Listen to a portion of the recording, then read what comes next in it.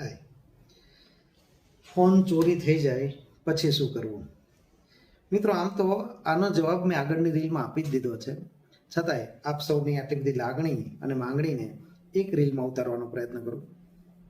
સૌ પહેલાં આ રીલને સેવ કરી લો અને દરેક મિત્રોની સાથે શેર કરી લો, કારણ કે ક્યારે કામ આવશે તેની ખબર નથી. તો ફોન ચોરી થઈ જાય પછી શું કરવું? સૌથી પહેલાં તમારે 3 કામ કરવાના છે.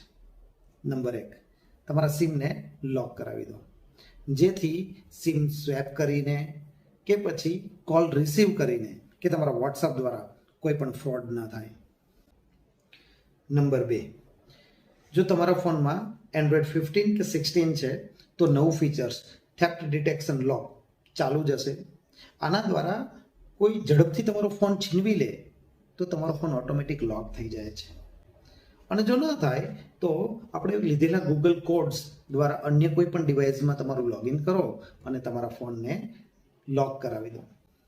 નંબર 3, ગુજરાતમાંથી છો તો સિટીઝન પોર્ટલની અંદર મોબાઈલ થેફ્ટ નામના ઓપ્શનમાં EFIR લોન્ચ કરી દો, જેથી તમારા નામથી જો કોઈ ક્રાઇમ થાય છે તો તમે સજાથી બચી શકો.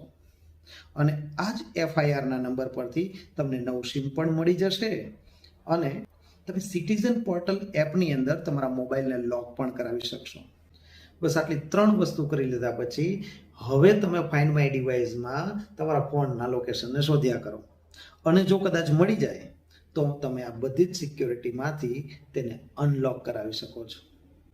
અને હા, આજનો સવાલ: રોજના હજારો ઇન્સ્ટાગ્રામ એકાઉન્ટ સસ્પેન્ડ થાય છે, તો આપણું એકાઉન્ટ સસ્પેન્ડ કેવી રીતે ન થાય? અને માની લો કે કદાચ થઈ ગયું તો કેવી રીતે એ રિકવર થાય? શું તમને આની ખબર છે? કમેન્ટમાં લખી આપો.